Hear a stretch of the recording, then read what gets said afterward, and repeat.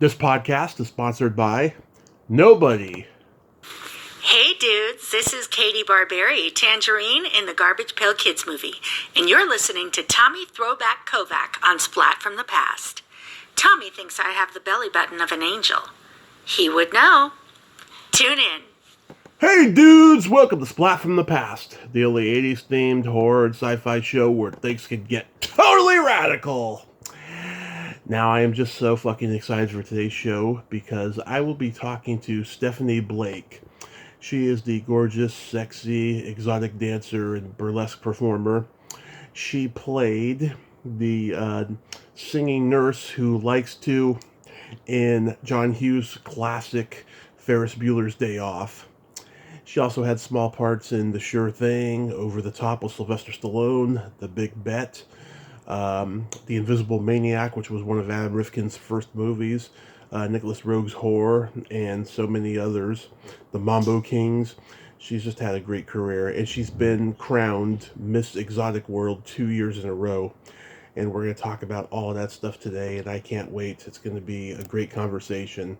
And I am so excited because this weekend, the 5th anniversary of Splat from the Past, all the pre-recorded conversations are officially in the can, and I'm going to mix them all together in either one or two, hopefully not three, but one or two videos for this weekend for all you to listen to. All these brand new conversations, you'll get a kick out of them. They're a lot of fun.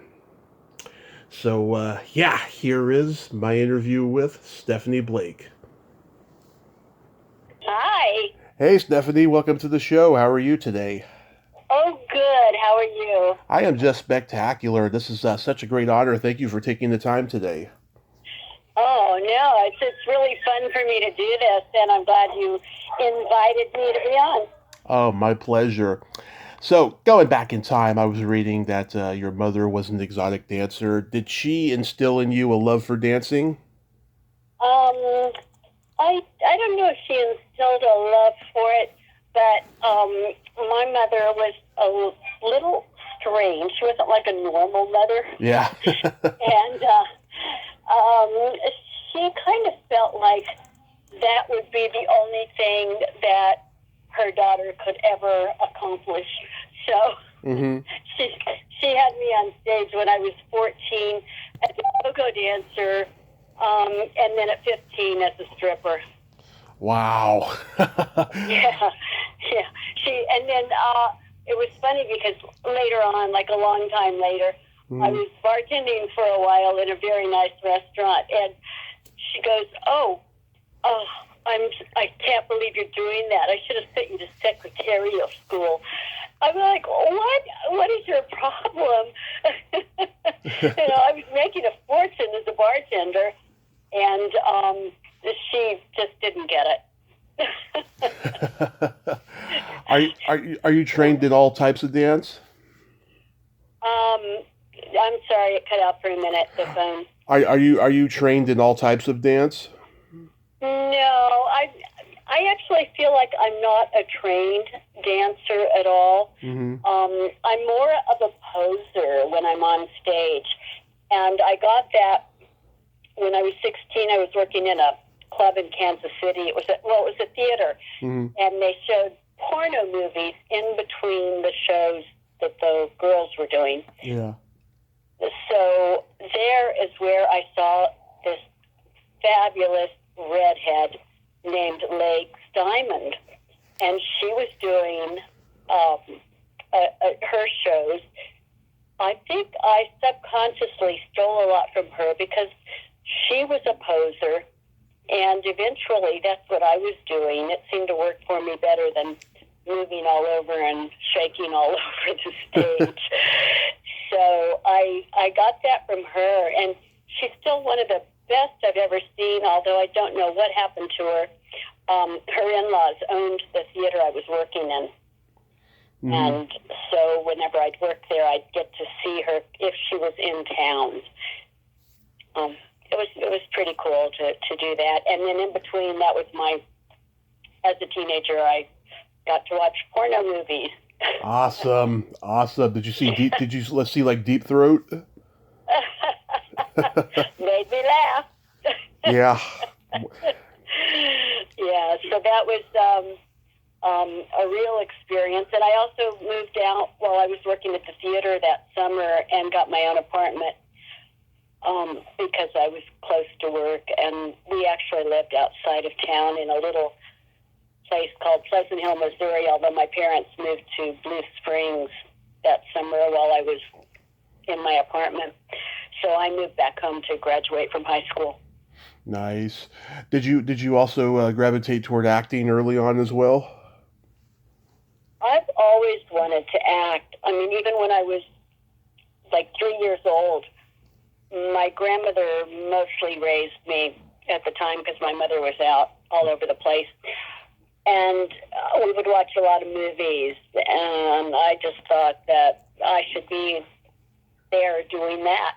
Yeah, so it was there, and when I was in, actually, my mother forced me to marry this idiot when I was 18 because she didn't want me to live with him. And I would have lived with him for 1 month, and I would have been gone. Yeah. But yeah, she said I was getting a bad deal, and then she told me don't back out of the wedding and embarrass her. So that was my mother. Yeah. And but what I did is I eventually got away from him and moved to Vegas.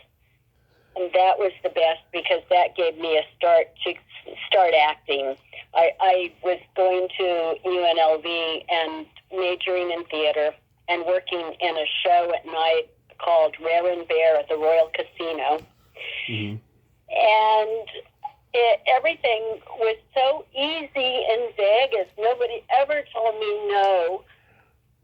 A friend of mine started a tabloid, and I said, I want to write for it in Vegas. And he goes, okay, well, let me talk to the other people involved. And sure enough, I got a job, and I had my own column called Simmer on Strip. Yeah. And I got to interview whoever I wanted to interview. And I would call up celebrities. They would answer the phone. Robert Glay answered the phone in his dressing room. And Wow. a lot of people probably don't even know who Robert Glay is now, but he was very, very well known, and he did Vegas shows. And he answered the phone himself, and I said, hi, can I interview you? Yeah. He goes, come on over. And he was drinking at the time, so he was pretty jovial. I had the best time. I took a tape recorder because I knew I was going to be too starstruck to write down everything. Yeah. Yeah, and then later on I went through it, and I put it all on paper and put it in the tabloid. It was really fun. Vegas was the best. Yeah, actually. And that's where I met Joseph Bernard, who was an acting teacher. Mm-hmm. And I started taking from him, and he goes, if you're serious about acting, you have to move to L.A. I went, oh, okay. So I was in Vegas for 3 years, and I bought a house. The reason I bought a house is because I had a dog and 2 cats, and I was sick of being in an apartment. So everything, once again, buying a house there was easy.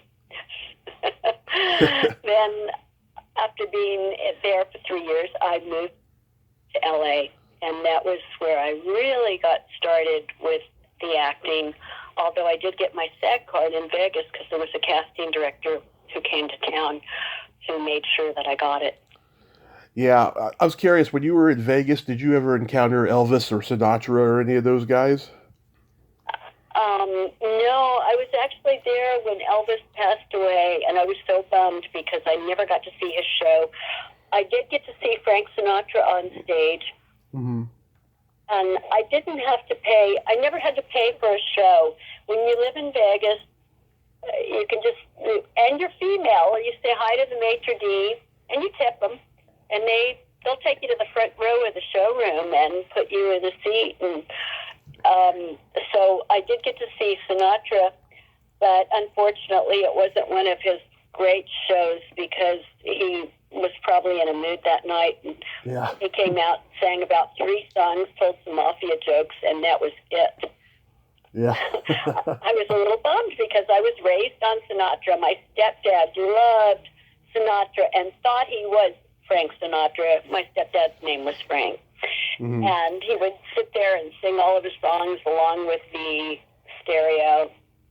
It was amazing how much I knew about Sinatra. So I was pretty bummed. But I did get to have dinner with Frank Sinatra Jr. Mm-hmm. And this is when I was dating Dabney Coleman. Oh, I didn't know you dated Dabney Coleman. Yeah, for off and on for, I don't know, a couple of years. We're still friends, but Yeah. now he's kind of, he's older. He's older than my mom. Yeah. So he's not as spry as he was, and he was calling me during COVID, and he wanted to know if I could go have dinner. And I know that his daughter was kind of getting him around. He didn't get around well on his own. Yeah. I hope he's okay. I've got to give him a call and see how he's doing. Yeah. How about, did you ever encounter Wayne Newton? Oh, I used to be in his dressing room all the time with my friends. We were in the front row, but I would take my college girlfriends, Yeah. and we would hang out in the dressing room, and he just loved it. One of my friends slept with him, Yeah. and she said, well, I don't know if I should say what she said. He wasn't very well endowed. I'm not surprised. He wore a big belt, though, a big belt buckle, and he was a lot of fun. But I do remember one night after his show, he was complaining to the band. He said that somebody didn't, somebody made a mistake. And one of the guys in the band goes, there wasn't any mistake. We didn't make any mistakes. And he made them sit there and listen to a 4-hour tape of the show. Oh, wow. Right then and there. Yeah, nobody was allowed to go home. It was pretty bad. I went home. Yeah. So you moved to LA. What year was that? In 80. 80. Yeah. And so did you start studying acting with any of the famous teachers out there? Not right away. The first thing I did was look for a job because I had rented a house, and I wanted to be sure that I could pay my rent. So, and one of my girlfriends from high school had moved out here with me. Mm-hmm. She was kind of a nut job, but she was fun at the time. And another friend of mine sent me over to talk to Don, who owned the Star Strip Mm-hmm. in La Cienega. So I went over and I talked to him, and it was totally nude. And I'd never worked totally nude in my whole life, and I wasn't thrilled about doing that. But I told him I'd think about it. And then I went out to the Jet Strip, which was out by the airport and run by another guy. And I went, I don't know, this is pretty far away from Hollywood. So Yeah. I went back and I talked to Don, and I started working there. And within a week, we were kind of inseparable. And then this was in March of 80, and by August, we were living together. Mm-hmm. And then we eventually got married. Yeah. Second husband. Yeah. So a few years later, The Sure Thing was your first movie? Yes. And that was, before that, I started doing HBO shows, and I got hired for just about everything because Barry Ashton was a real well-known choreographer. Mm-hmm. And he used to use me for everything, and he would just put a different wig on me or a different costume, and I was still in everything that he did. And they flew me to Toronto to do a couple of HBO shows. I loved Toronto. That was beautiful. And then I did some here at the Pasadena Playhouse. We shot some there. Mm-hmm. HBO and Showtime. And then after that, I got cast in The Sure Thing. And what I did is when the casting people sent me in to see Rob Reiner, I do this acrobatic act kind of, and I ended up doing splits and backbends and crawling all over his office. He was kind of speechless, but it worked, and he hired me. Then later on, he changed the part because it was originally supposed to be the part of a stripper. Mm-hmm. Then he thought, well, it's a kid's movie or it's a teenager's movie. So then he made me into the cocktail waitress in the country bar. Yeah, you play the barmaid, and Severin Darden is drunk, and he's saying stupid shit to you. First, he says that he didn't send back the sweepstakes he got in the mail, and you walk away, and then he says to you, "I had fried food again for lunch today. I know, I shouldn't have. Do you think I lack self-discipline?" And what happened during that scene is Rob Reiner had thrown out the whole script, and we did that scene by improv. Yeah. So how he came up with that stuff is beyond me, but it was hysterical. Well, Sever Darden, he was one of the early Second City guys, and he could make the most bland stuff hilarious in anything he did. I was certainly impressed. Yeah, he was a brilliant guy. What was John Cusack like? A sweetheart. I was in the makeup room, and he came in and said, "Hi, how you doing? I'm so glad you're here." I mean, he was just amazingly wonderful, and I'm glad I got to work with him. I keep up with the people that I worked with pretty much. I like to know what they're up to and what they're doing, and he's a sweetheart. Yeah, and he was well beyond his years too. He was only like 17 or 18 when he did the movie. Yeah, and he was brilliant. Mm-hmm. Yeah. I mean, that scene where, he stops Gary Goodrow from raping Daphne Zuniga, he is just so brilliant and crazy in that scene. I just love it every time I see it. Yeah. I know. It makes me want to watch it again. I haven't seen it in a while, but I remember everything on the set. Like, Rob was... They like to play softball in our spare time, and so there was they were grilling hot dogs, and I had stopped eating hot dogs when I was 16 because I was grossed out.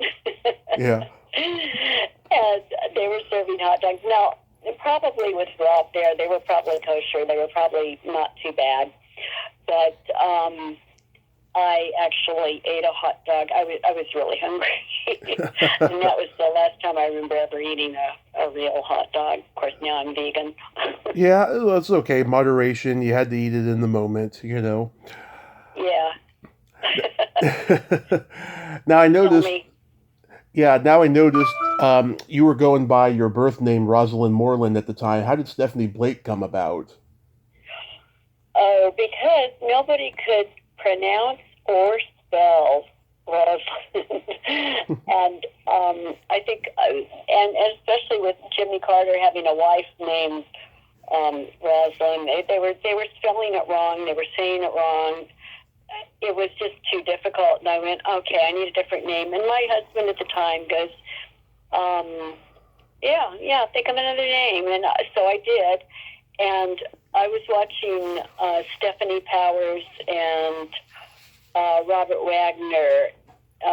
They had a series right then, and I just loved Stephanie Powers. So I thought, well, I'll take her name. I'll use Stephanie. And then Dynasty made me go Stephanie Blake, because of Blake Carrington. Yeah. So I ended up putting that together, and I told my husband, and he goes, well, change it legally. And he sent me to his attorney, and I did. So the other name was lost for years and years and years, and Stephanie seemed to work for me. The only thing that I thought about later was that I should have used maybe my stage name for Burlesque, which was Cimarron. And I thought I needed two names, but I didn't, because there's Cher and there's They're Charo. Yeah.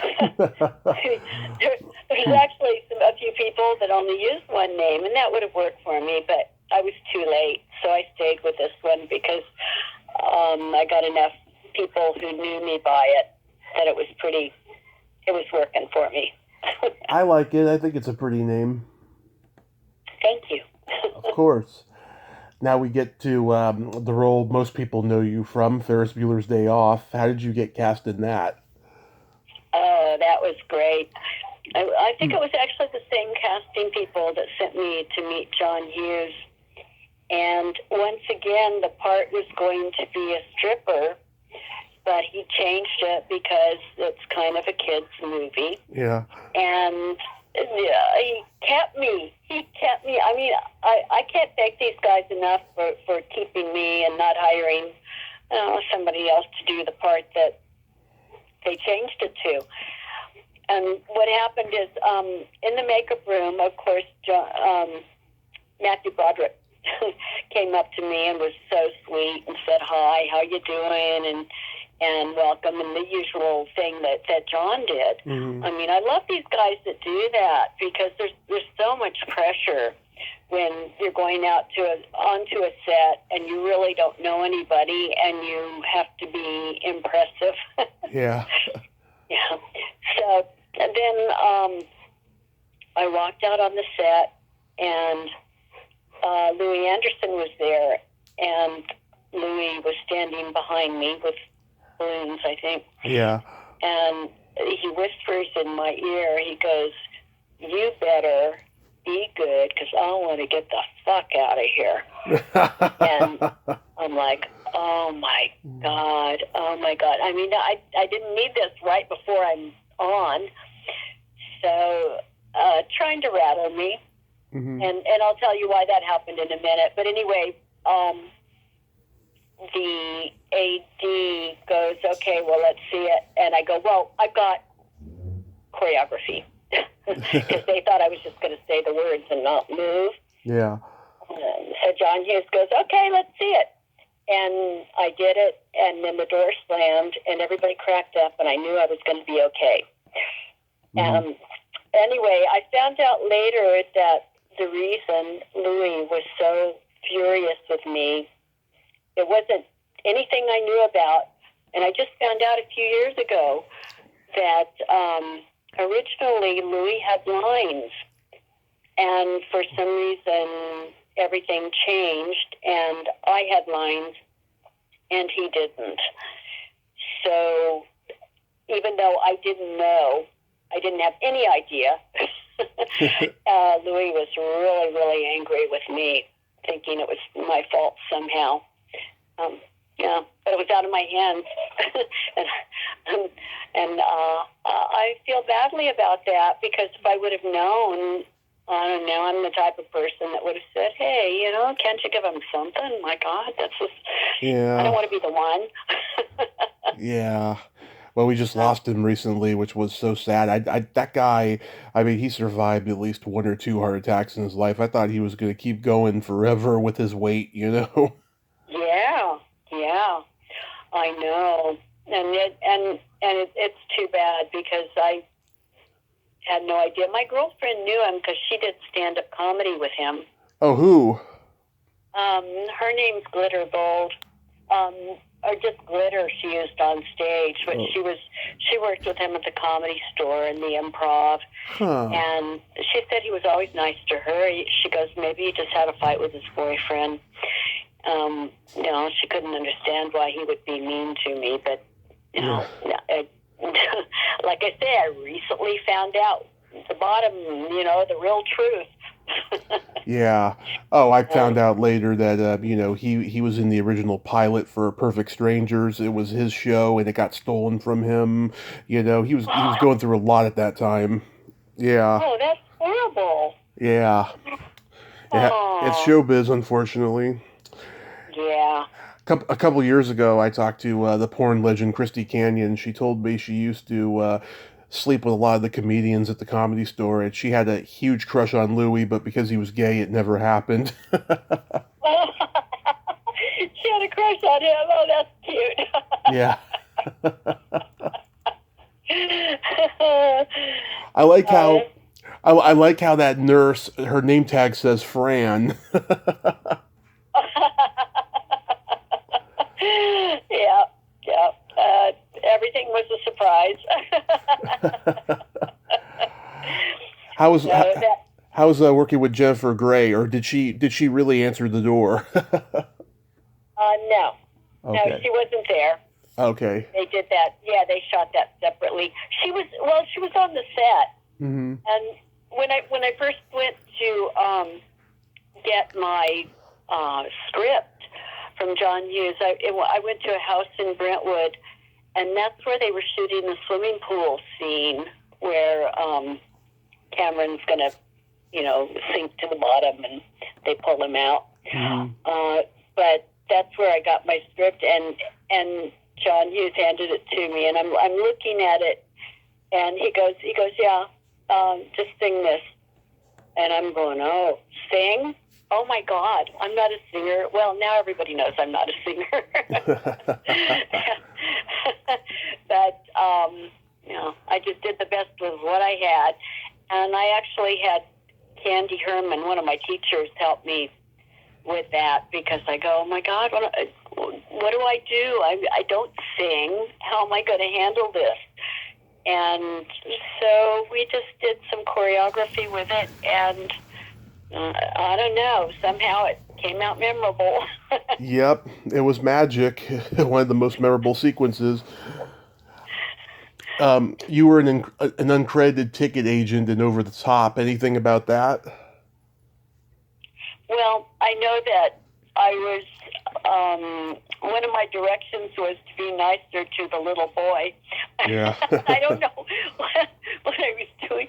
I guess I just figured a ticket agent was busy and moving on, and why is this little kid trying to buy a ticket from me? Where's his parents? So, I think that was my first attitude, and then I got nicer after that, but I think I was cut out of that. I don't recall ever seeing myself, although they still send residuals, so... Yeah. I didn't know that either. I didn't know that even if you're cut out, you still get residuals. I've talked to a lot of people who are cut out of movies and they're still credited. And you were uncredited though, but I guess because it's the internet now, people know that you were in the movie. So that's probably why that they mentioned you on IMDb. I know, and I always wonder how stuff ends up there, because that's kind of magic too. Yeah. Then you did The Big Bet. How was that experience? Oh, the director of that was a sweetheart, and he really, really liked me. I was impressed with the treatment I got, and everybody's always really nice. What am I saying? Except for that one experience, but it was great, and it was odd playing an older woman, because I was probably 3 years older than the guy I was supposed to be, seducing or whatever I was doing, Mrs. Roberts. And we shot that in right off of oh God, if I could think of that division that it's in, but it was in a really nice area by Melrose and Highland. Okay. And those homes over there. And I was surprised how it turned out, because they did some fast motion stuff, I think, in it. Yeah. It's funny, Sylvia Crystal's in it, because she had done private lessons where she sleeps with a 15-year-old boy, and I'm actually interviewing that boy tomorrow. He's in his 50s now.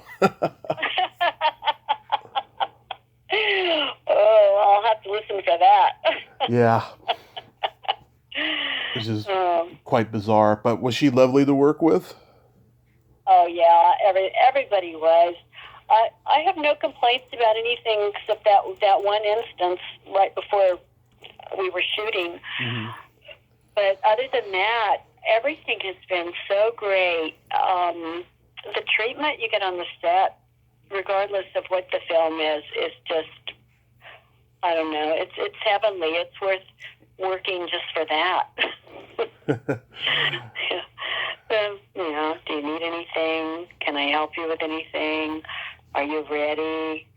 Everything good? I mean, constant, stuff. And then when you're done, oh, that was great. Oh, I just loved watching you. I mean, what could be better? How was guest starring on the last episode of Simon and Simon? Oh, that was great. Well, and that happened because I had known Mackie, Gerald McRaney, for a while. A friend of ours, a mutual friend of ours, had introduced us, Jared, and Jared was my good friend. It still is my good friend for many years. And we met in Jeff Corey's acting class. Oh, okay. In Malibu, yeah. And then we just, I don't know, we hooked up, not hooked up, but we met there and stayed in contact just forever. And now he's living in New Orleans, I think. But he was best friends with Mackie. And so when my girlfriend came out from Kansas City to visit, they were shooting a Simon and Simon down in San Diego, and I took her down there, and I've got a picture of her sitting on his lap. I mean, everybody was always so nice, and so that gave her something to, I mean, she actually wanted to move to California after that. It was enough to make her want to just be here. So then after that, though, we headed for Vegas. I took her to Vegas, and we met Peter Douglas up there, and some friends of his for dinner at the MGM Grand Hotel when it was still, before it moved. Yeah, so she got to meet Peter, too. Anyway, Julie, my good friend, she passed away, but she was just incredible and had the best time. I wish I could show everybody that good of a time. Was there a lot of sadness on the set that week of Simon and Simon? I didn't detect any. No. I think it was time, and they were ready to move on and do other stuff. And, of course, now I see Mackie on NCIS. Yeah, and he's my emergency contact if I can't reach Jared.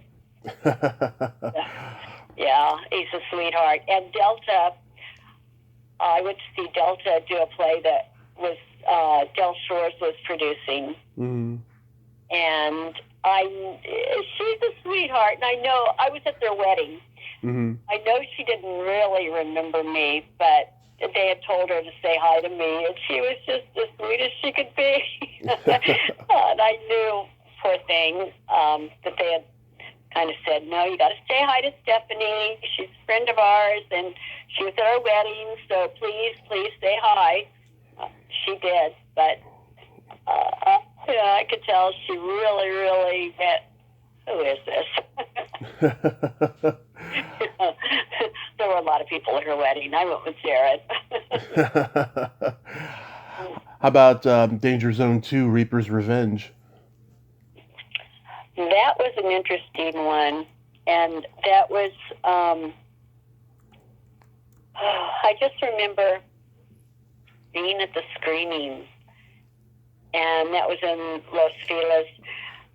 I didn't care for the movie, and the producer was there, and so I did a bad thing because, I mean, I didn't say it sucked, but when I went out, I didn't tell them that I loved it or that it was great or or thank you for hiring me. I didn't do anything. I was bad. I can't lie. And I was kind of horrified. I think somebody eats a live rat in that movie or something. I was horrified when I walked out of that theater. Yep, that's exploitation movies for you. Yeah.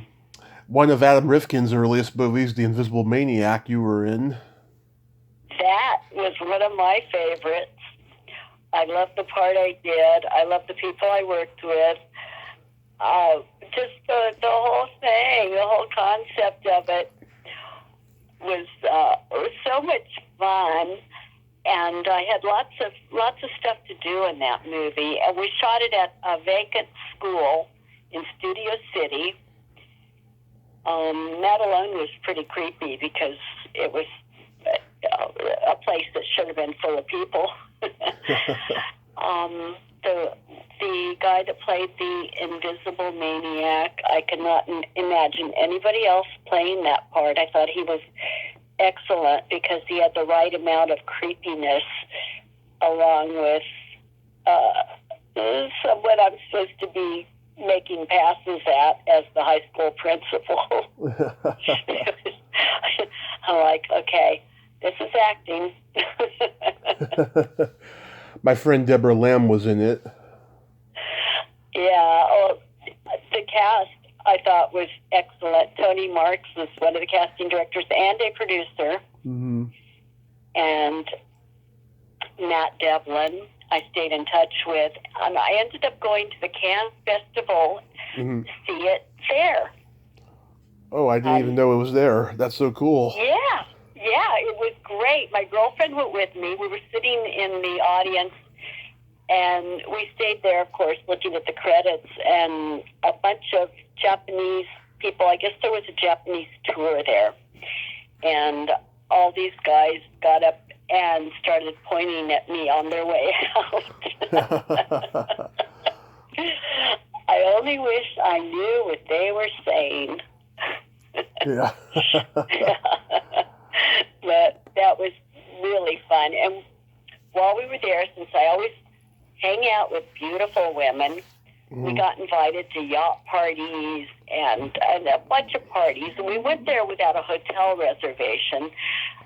A friend of mine was there staying at one of the major hotels there, and he told us where he'd be.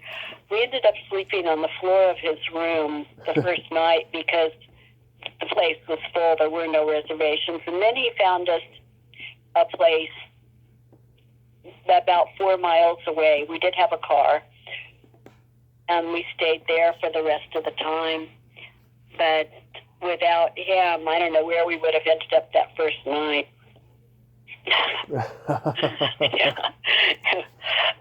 Lots of fun, just flying by the seat of your pants and not making any plans, but still having a great time. And then you did Nicholas Roeg's Horror, which he's got to be in the same category as John Hughes and Rob Reiner as the best directors you ever worked with. Oh, my God, I loved him. Yeah, Ken Russell. Oh, my God. He was... Oh, was it Ken Russell? Yeah, Ken Russell was the director. Oh, I thought Nicholas Roeg directed it. No, because Teresa Russell was married to Nicholas Roeg. That's probably why I thought that. Oh, okay. Ken was wonderful, and I only had one day on the set, but he made sure that I went into golden time. Mm-hmm. He just kept me there, even though I was technically done. I said, "Do you want me to go now?" And he said, No, you stay a little bit. And he called me Diamonds. I was wearing my rhinestone costume. It's a rhinestone bra, skimpy, and it's a rhinestones that go around the G-string. Mm-hmm. And I was on stage doing some of my acrobatic stuff. And it was, basically I was done in practically no time, but Ken kept saying, "No, don't go yet, just wait. And I ended up going into golden time, so thank you, Ken. I still get residuals. When we went to the screening of that, he stood up and he said, "If anybody didn't like the film, I won't use you again. If you did like the film, I will use you again." So, of course, everybody was ready to like the film. Yeah, Teresa Russell is so great. You know, when she's breaking the fourth wall, talking to the camera, she's just gives a great performance there. Yeah, I've enjoyed her in a lot of movies, like Black Widow. Oh, yeah. Her and Deborah Winger. Yeah, that's a great movie. Yeah. There are a lot of people that I really have enjoyed. That's kind of how I judge how an actor has done in a role. I try to imagine if anyone else could have done that part. And if I can't, I go, that was the best. Yeah. you guest starred on Dear John. How was that? Oh, really fun. Judd Hirsch is a riot. Jerry Burns is a riot. I mean, we had the best time shooting that. And then it turned out, I was living in Sherman Oaks, California at the time, and it turned out Judd was one of my neighbors. So I'd be out walking my dog, and then he would stop and talk to me whenever he would spot me when he was driving by. And he ended up sending me pictures of everything we did on the set. They had photographers there, of course. And so he sent me a bunch of 8x10s of my day on the set with him, with Jerry, with everybody in black and white and in color. And what a great guy. I was, once again, everything was perfect, and I'm so lucky. I'm so blessed to have worked with the people I worked with. Yeah, it was such an underrated show. It was from the guys who did Taxi and Cheers. It was great writing, I think. I think so too. How about the Mambo Kings? That was fun. I got to spend the day with Armand Asante, and I have a picture of us together. It was, of course, just a stripper role. Mm-hmm. And I don't say that lightly, because if I didn't know how to take off my clothes, I wouldn't have gotten cast in anything, even though the parts changed. Yeah. So that one thing, because so many actresses won't do it, so many actresses can't do it. They don't know how to do it. And for me, starting when I was 15, by the time I got to L.A., I was really good after working in Vegas, and these parts just kept coming. Every time there was a stripper part, people would call me in, and it was easy. I was even cast in Mr. Saturday Night, and I think cut out again. Oh, Billy Crystal? Yeah, Billy Crystal. Well, what happened is they wanted tassel twirlers, and this is one of the things that my mother excelled at. She excelled at tassel twirling and making tassels. Now, if I would have had a pair of tassels that my mother made, I could have twirled them properly. But they gave me a pair of tassels that were too light and didn't really work. But there were only two of us that Billy met to do the part. And one was this blonde that came in, and then me, the redhead. Yeah. And he goes, "Yeah, I take the redhead." So it's just too bad that the tassels were inferior, and I don't say that lightly, because, but I do know what good ones are. I have good ones here now that my mother made. But that was the problem. So I think that's why I wasn't in it, because that scene just didn't go as predicted. And also, he was very nervous and running overtime. And I remember being in hair, and the hair people are going, "Oh, don't worry about it, they can wait." And I'm going, "No, they want me on the set now. No, we're not done with you." And it made me nervous. I didn't like making him wait. I knew he was pissed off, because I should have been out there. And it wasn't my fault, because they didn't get to me on time. But I would have gone out like I was. It wasn't awful, but they were determined to keep me in there messing with my hair. And I remember that being a very tense time.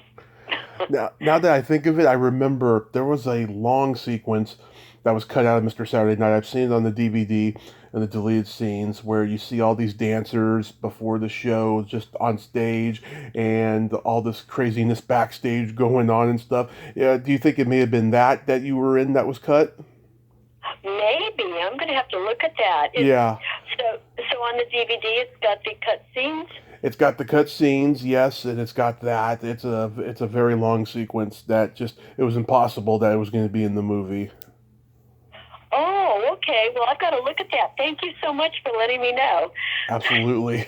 I'm going to go look at it later, in fact. How about the settlement? Oh, the settlement was fun. We had table reads with Kelly McGillis and the John C. Reilly. I mean, the cast was amazing. And then when I went to do it, I don't know what I was thinking. It was mostly a voiceover for me because I was supposed to be having sex with somebody, and we were doing this voiceover thing. But prior to that, they had served me a bunch of onions and garlic, and I felt so sorry for the actor. And he's a well-known actor, and I can't think of his name. I'm terrible. John C. Reilly?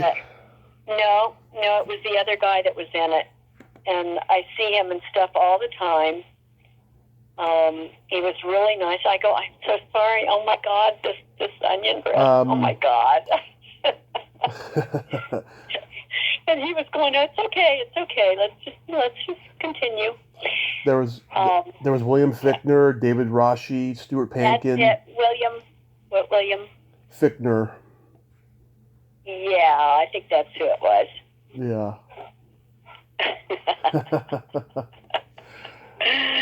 That's crazy. I know, but it was a great experience. Everyone was very kind. Oh, and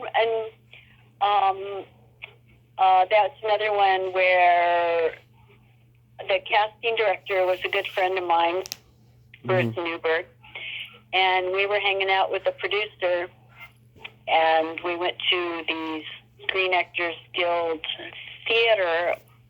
I think that's where we saw the screening of it. So it's always fun if you can hang out with the people you work with after you're done. Oh, yeah. So Bruce since then moved to the East Coast. In 1997 and 1998, you won the Miss Exotic World 2 years in a row. How did that feel? I was in shock. My girlfriend, Tony Alessandrini, had won it the first time in 1990. Mm-hmm. And she told me about it. I wasn't thinking that I would go and enter or anything, but she goes, "Oh, you got to see it out in Hellendale, California, on this goat farm, and it's really interesting to see, so you really should go and just see it." Well, I went and I took a costume and decided I would meet Dixie Evans, who was in charge, and perform. So I was in the lineup, but then I found out they were wearing pasties, and I didn't bring any pasties because I was used to my club in Hollywood that was totally nude and nobody wore pasties there. So I didn't even think about it. Well, unfortunately, nobody had an extra pair of pasties to loan me, so I just wore my bra and didn't take off my top. But I did my normal show, and nobody was more surprised than me when they announced me as the winner. Now, as far as winning again, the next year I went to give away my crown, knowing that no one was supposed to win more than one time because there was a rule made. Catherine DeLish had won twice, and after that they made a rule saying you can only win once. Mm-hmm. I was there, and Rubber Legs was the MC, and I was doing a play in L.A. called Melody Jones, and I had to get back to L.A. because we had a show that night. So I said, "Okay, well, I'm done with my show. I'm taking off now." And Rubber Legs goes, No, don't go anywhere yet. And I said, "Well, no, I really have to. I've got stuff going on in L.A. He goes, No, just stay a little bit longer, I went, "Oh, okay." And I did, and I was shocked because I won again. I knew it wasn't allowed. There was a rule against it, but they kept me there, and they gave it to me again. I was, okay, this is wonderful, but it's not supposed to happen, but okay, I love it. And that worked for me. It was a wonderful day. And then I got back and I took my trophy to the show that night. And I remember the guys telling me it looked like a bowling trophy. The second time, though, was never as thrilling as the first, right? Well, in a way it was, since I knew that it was impossible. It was not supposed to happen. Yeah, so I mean, I love surprises like that. So what are you doing these days? Well, talking to you. Are you retired, or do you plan on acting again, or? Yeah, no, I'm always ready to go on again. And last summer I did a Camila Cabello video where it was really featured. I mean, she's very generous with her people. It wasn't an extra job. It was a regular SAG job. And all of us that were in it were just the luckiest people on earth, because it was for her song Don't Go Yet. Mm-hmm. Now, they put a blonde wig on me, and I'm wearing yellow, but I'm in every scene. It's just incredible, and she is just heaven to work with. Mm-hmm. We're supposed to be her family. She treated us all like we were her family. And then there were 2 female directors of that, and they called me in November to do a commercial for Playboy Airlines. Nice. And I did that, and luckily one of the guys that I'd worked with on the video also got hired for it. So we had a great time catching up. And the commercial was to bring back Playboy Airlines, and it's a very exclusive thing. I guess they were promoting it to corporate people and people that needed to fly across for meetings, fly across the states. And they were going to have bunnies be the flight attendants, and they were bringing it back just like it used to be. Nice. My role was the Eternal Bunny, so that was very heavenly too for me. Yeah. I never got into Playboy anyway. I was not a blonde, and then I did test for Penthouse a couple of times, but didn't get in Penthouse either. Have you ever thought about teaching burlesque and how to be a dancer and all of that? I don't like teaching. I hear you. I tried it, but yeah. I think the best thing I can do is let people. Sometimes I have people ask if they can steal something that I do. I go, yeah, of course. Now, how do you think I got it? I didn't create it all. It's all been done before. And so when people in the business want to use a move that I do, or that's my signature move, probably my signature move is my back bend with my leg in the air, which is also, I found out, a yoga pose. Mm-hmm. But that's the one thing I would do. I could hold my leg up there forever. I'm just like, okay, applaud, applaud, applaud. This is where I get my applause. And I'm going to keep it up there as long as I want to. And so, yeah, I love it when people do stuff that I do, and especially when they like to tell me about it. Yeah, I did your move, and they loved it. Woo! I'm all for that, but as far as me actually teaching, no. I'm taking care of dogs. Oh, that's good.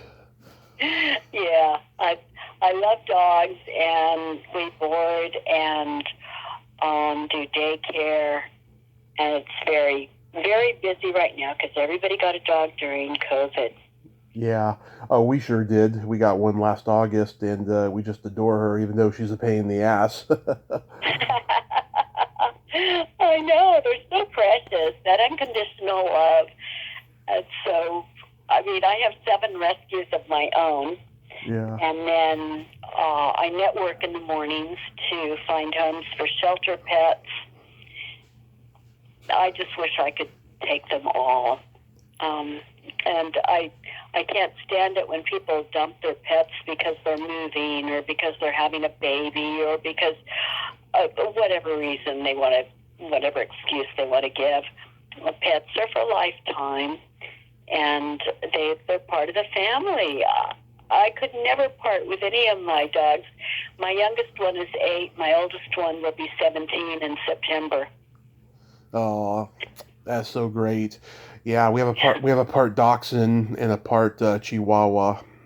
I love those. I just saw one at the pound, the same mix. And I want to go get it. Oh, I hope you do. I hope you do. So we gotta play my secret silly game real quick. This is a series of silly slumber party questions. No win or lose, just pure fun. And how the game works is I ask you the question, you answer it, and then you ask me that exact same question, and I answer it. And feel free to comment on the answers. Okay. All right. You're going to ask me a question. I'm going to answer it. Then I'm going to ask you the same question. Okay. Yeah. Stephanie, are you ticklish? Yes, I am, and I don't like it. Are you ticklish? I am very ticklish. If you tickle me without warning, I'll hit you in the groin. That's what I do. Yeah. Otherwise, I like it, if you just let me know first. Oh, okay. Okay, you do like it. What's your favorite part of the body? And it can be anything. Oh, on men or women or? Yeah, anything you'd like. And you can have multiple. Actually, I like lips. Yeah, lips are good. Oh, lips are good for many things, and I like lips. What do you like? What's your favorite part of the body? The belly button. Why do you like the belly button? I had a girlfriend when I was 6. She had a cute little Audi, and she's always been like the girl that got away, She was very good to me. And I tried to get in touch with her 15 years ago or so on MySpace, and she was all fucked up on drugs by that point, sadly. And just whenever I see a belly button, I think of her. Oh, that's sweet. Well, Yeah. I'm sorry it didn't have a happier ending. Yeah, well, hopefully someday it will. You never know. Yeah. What color are your toenails painted? Red. Love it. What color are your toenails painted? Right now they're not painted, but last time they were lavender with sparkles. Ooh. I always do sparkles too. Yeah, I like to go elaborate. I've been painting my toenails since I was 13. Have you really? And Yeah. wear flip-flops so people can see? Oh yeah, I show them off. Yeah, for years people have been going, that Tommy Kovac, he's strange. But I don't care. I don't think anything goes. What would you say is your best personality trait? I think it's because I laugh easily, and that has kept me out of trouble a number of times, along with caused me to have a lot of fun. Oh. What is your best personality trait? I have empathy and I have no filter. I love the no filter part, and the empathy part too. I should have more, but the no filter. My best friend Glitter, the comedian, has no filter. And boy, is that fun. Oh yeah. But I think you have empathy. I mean, you're here talking to me right now. I'm nobody. That's not true. I know. I'm just teasing. I'm teasing. and I mean empathy, like Like, I don't feel sorry for people who don't help themselves. Oh, yeah. No. I mean, when I could give them solutions, but they won't listen to my great advice, I'm like, well, okay. I'm one of those. Yeah. And I do have great advice. I swear I do. And then my favorite question, is there a stinky smell that just makes you gag? After picking up poop from dogs every day and vomit occasionally. I guess it would be my husband's grandkids if they have a diaper that's ridiculous. Yeah, that'll do it. That would make me gag. Not dogs, no, but human stuff, yeah.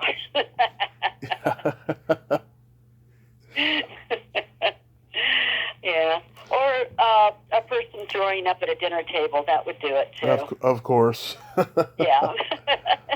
Now, what about you? What's your stinky something smell that makes you gag? It's either farts or feet. Luckily, most people won't do that in public. Yeah. So, and I never get close enough to their feet.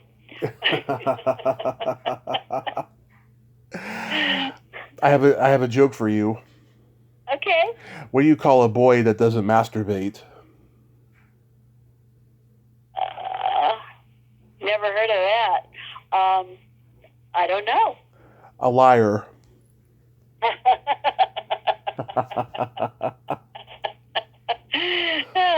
Yes. Stephanie, thank you. Yeah. Stephanie, thank you so much for coming on today and being a fun guest and telling these amazing, great stories. You're an inspiration. Oh, thank you. It was really fun, and I would talk to you anytime. Oh, okay. I will take you up on that. And you have yourself a great day, and please stay safe out there. Oh, you too. And I'll look forward to listening to more of your podcasts. I was busy listening to the ones you've done so far, and thank you for doing this. My pleasure. Well, you have a great day. You too. Okay. Bye-bye. Bye-bye. Well, there you have it. Stephanie Blake, ain't she a sweetheart? Oh, she's so damn fun. I enjoyed talking to her and telling these great stories. She's got a wonderful energy, and wow, I'm gonna ask her on Facebook, which episodes did you listen to recently? The sex ones? Well, until next time, this is Tommy Throwback Kovac saying, there's no shame in living in the past, because the present sucks. Later, dudes.